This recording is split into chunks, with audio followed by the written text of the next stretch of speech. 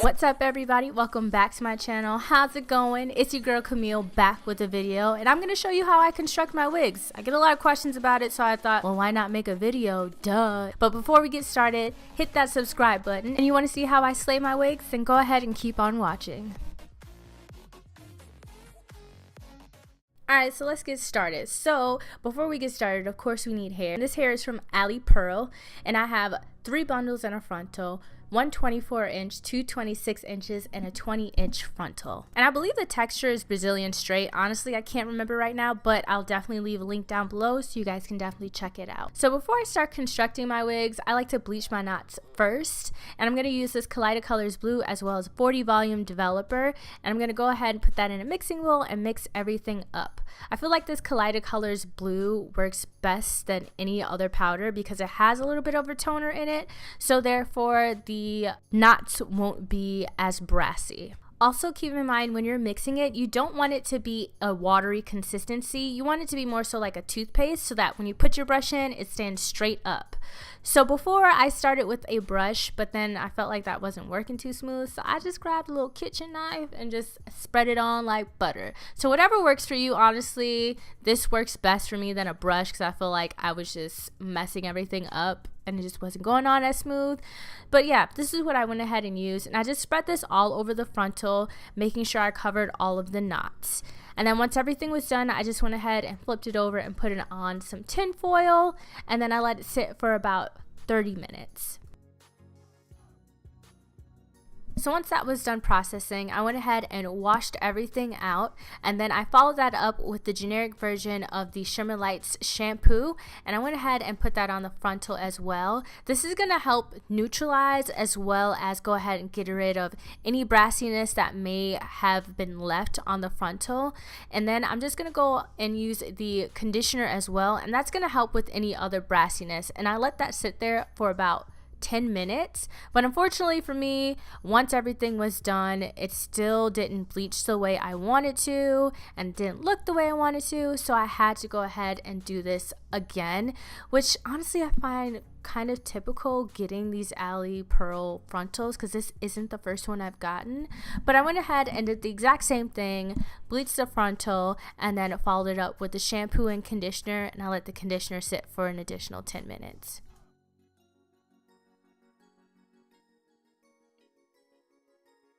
So while that was sitting, I went ahead and dyed my bundles, and honestly you can use any black color that you have. I just got this box dye from Walgreens or your local drugstore. I'm just going to mix that together, and then I'm just going to go ahead and apply it on all the bundles. Now you want to keep in mind to make sure you saturate the bundles in this, and I let it sit for a while. Since it is just me depositing color onto it, it's not like me bleaching it. It's not going to do as much as damage to the hair. But yeah, I just prefer to have my hair be a jet black than it be like the natural color that it comes in, because my hair is that natural color, and if I'm gonna wear a wig, I want it to be a different color than my natural hair, you know? Does anybody else feel that way? But anyways, I'm just going to go ahead and spray my frontal now that it's actually bleached with Got To Be to protect the lace. And then I'm just going to go ahead and dye that too. And what I like to do is I like to separate the hair, and then I'll go ahead and apply the color. And you just want to be careful with this. Try not to get any dye on the lace. Honestly, I always do, but just take your time with this. I feel like that's the key with making any wig. Take your time, don't rush. I just sped it up because this would have taken 6 hours for me to edit. So yeah, enjoy.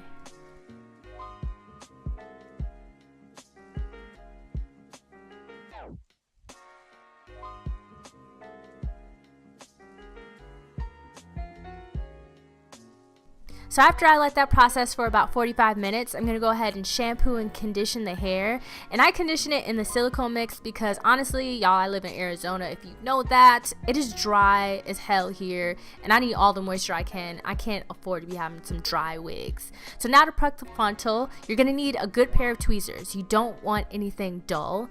I'm just going to spray the hairline first and then part the hairline. So I'm going to move the hairs that are in front and push those forward because we don't start plucking from the front of the hairline. That's how you start to move your hairline back.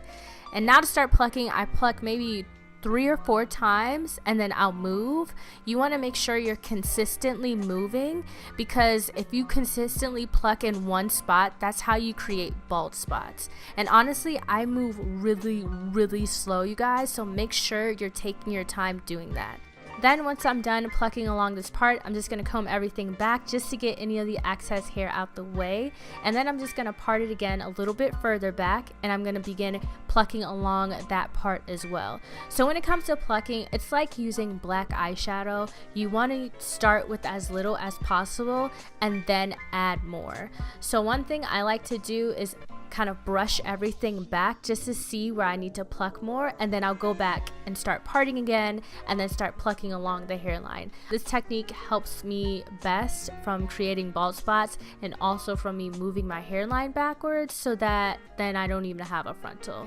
And then you just want to make sure the hair is wet too, so make sure you have like a spray bottle at hand that you can go ahead and spray the hair with. So now that I went ahead and brushed everything back, now I'm going to start plucking from the frontal, and essentially what I'm doing is just kind of eyeballing where I feel like it's a little bit more dense and just going ahead and plucking those areas. And then sometimes I'll just part it back and then go ahead and start plucking it again. But this kind of helps me gauge, like I said, where it's a little bit dense and where it's not, and where I need to kind of thin it out at. So by the end, and once everything is done, essentially your frontal should look a lot more natch, you know what I'm saying? So more so on the natural side, like a scalp like this, compared to it looking like that. That's the point of plucking a frontal. And then I'm just going to do the exact same thing at the top. So I'm going to part, and then I'm just going to start plucking in one spot, and then I'll move. Make sure you're continuously moving, because you don't want to stay in one place for a long time and start creating bald spots. And then you just keep parting it, and then you're just going to keep plucking it.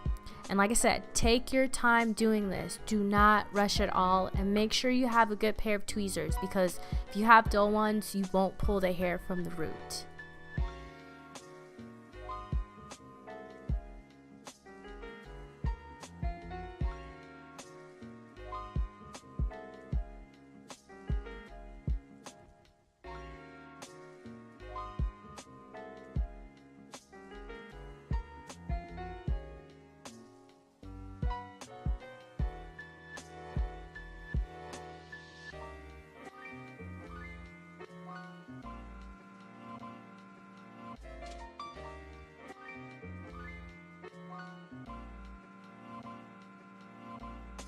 So after everything's done, this is all the hair that I ended up plucking, which I mean, it's a decent amount. And then at the end, your frontal should look like this. So a lot more natural.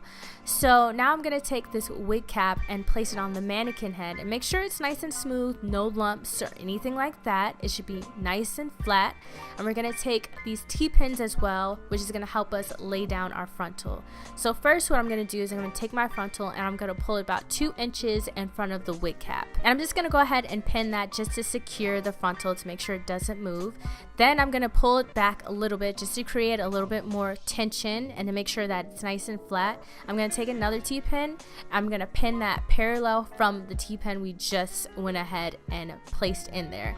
And this is going to make sure that everything lays flat, because that is like the major key. You have to have like your frontal laying flat. If it's not, it's not going to look right, sis, and that is just not cute. And then I'm just going to go ahead and pin the sides of the frontal.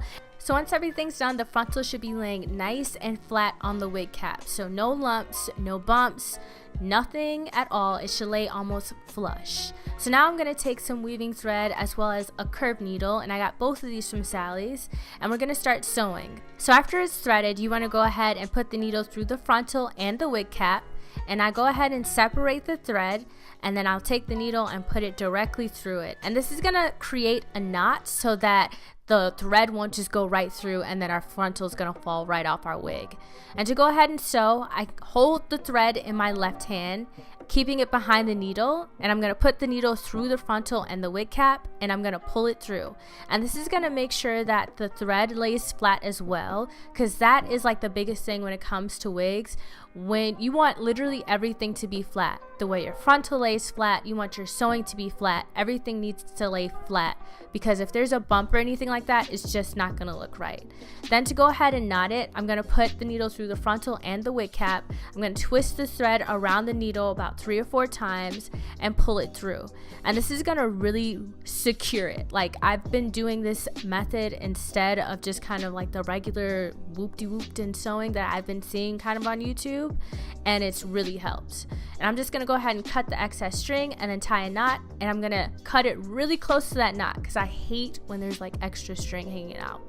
And we're gonna do the same thing to the other side. So putting the needle through the lace frontal and the wig cap, separating the threads to create our knot, and then we're gonna take the needle and press it through so that it's gonna create a knot for us to start sewing. And since I'm right-handed, I'm gonna keep my needle in my right hand, and I'm gonna keep the thread in my left and make sure the needle is going in front of the thread, and then I'm just gonna pull that through, and that's gonna create like a little knot essentially. So you just want to keep sewing it that way, and then once I get to the end, I'm just gonna go ahead and put the needle through the lace and the wig cap, twist it around it 3 or 4 times, pull it through, cut it, go ahead and knot it, and then cut really close to the knot because we don't want no extra string hanging off our wigs. So now for the bundles, I'm gonna go ahead and use a T-pin, and you want to make sure the ends are like kissing the frontal. You don't want to overlap it because, like I said, we don't want any bumps. And I'm just gonna create like this U shape, and I'm gonna use these T-pins to go ahead and secure it. So I'm gonna use the same method I just did, and I'm gonna go ahead and secure our knot first before we start sewing. So essentially, when I first started sewing on the bundle, I was going under the weft, but it started to make these weird gaps that I didn't like, and it just didn't look clean to me. So then eventually I just went ahead and started going through the wefts. It just made everything look a lot more clean, and I just preferred it a little bit more. So I just went through the wefts, still using the same sewing method. And then once I got to the end, I twirled it around 3 or 4 times and then pulled it through. And I didn't knot it because we're still going to continue to sew. So what I like to do is the fold over method. So I'm just gonna fold the hair over, take out those T-pins that I had in before, and I'm gonna secure this bundle or this track into the wig.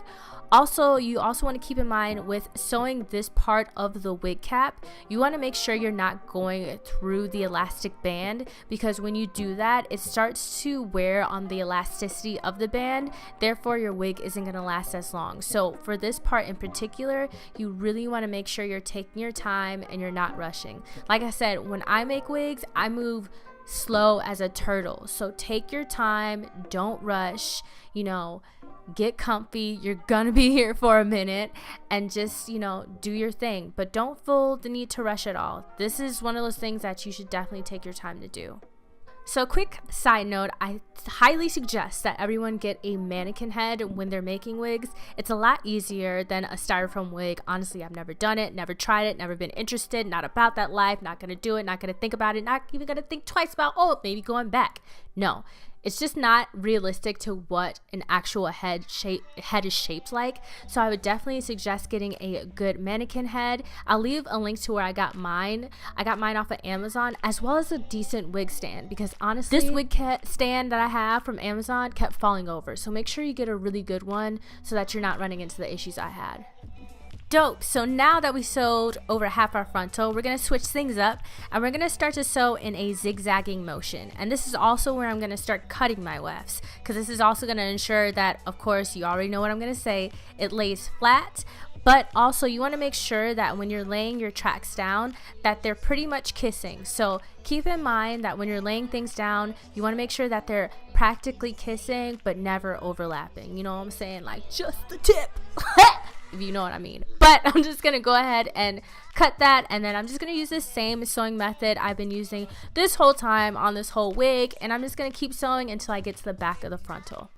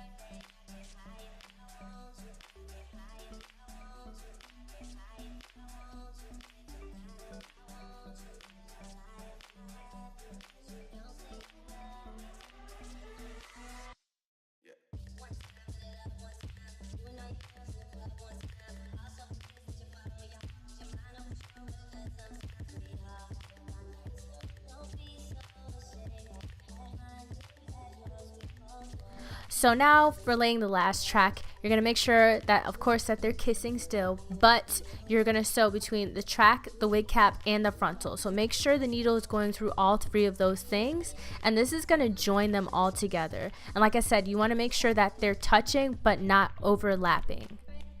And once you're all done sewing, you should start to see the formation between like the frontal and then the rest of the hair. It should have this nice seamless transition. So this is what it looks like once it's all done. Pretty decent, I should say. You know, this is like my third wig I've ever made. Then I'm just going to go ahead and take down those braids to get those out of the way. And then I'm just going to brush out the hair, of course. Then you want to go ahead and remove the wig cap, and you want to cut the excess wig cap. And you want to be careful with this part, because if you cut that thread, girl, you're going to have to redo this whole wig. So please be careful on this part and slowly cut the rest of the wig cap from ear to ear. So once it's done, it should look like this. I think it looks pretty good, you guys. What do you think? I think pretty decent. Then I'm just going to use this Garnier Fructis stuff to go ahead and moisturize this hair, because we don't want that crunchiness, because I'm not about that. And I'm just going to go ahead and part my hair. I'm going to do a middle part because, I mean, that's just what I always do, because I'm just a basic asshole like that. I mean, what can I say? I'm just going to go ahead and part it, and to make sure everything looks a lot more flat, I'm actually going to take an electric hot comb. I know, do you guys remember this when we were little? But I mean, when I was little, I had like the actual hot comb that you put on the stove. But anyways, I'm going to use this to go ahead and flatten everything, because like I said, I like to have everything look a lot more natural.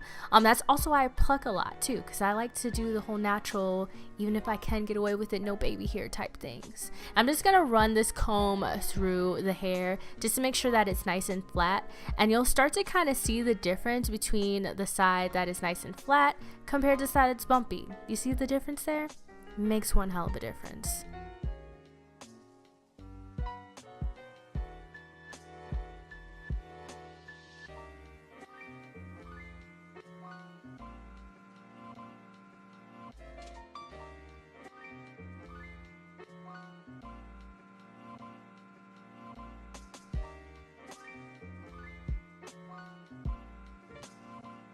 Then I'm just going to run a flat iron through the hair just to make sure that it's nice and boned, straight, and sleek, because that's kind of like the look I was going for. I'm just going to run that through my hair, and I think we all know how to flat iron our hair, you know, so you know what I mean. Just watch how I do this. But yeah, I'm just going to flat iron my hair. Then once I'm done, I just kind of comb my baby hairs back. I don't mold them too much. I just do a little swoop, and that's about it. And that pretty much sums up how I make my wigs, you guys. So I hope everything was helpful. Hopefully you guys learned something new. Thank you so much for watching, you guys. Don't forget to like and subscribe, and I'll see you in my next video. Bye.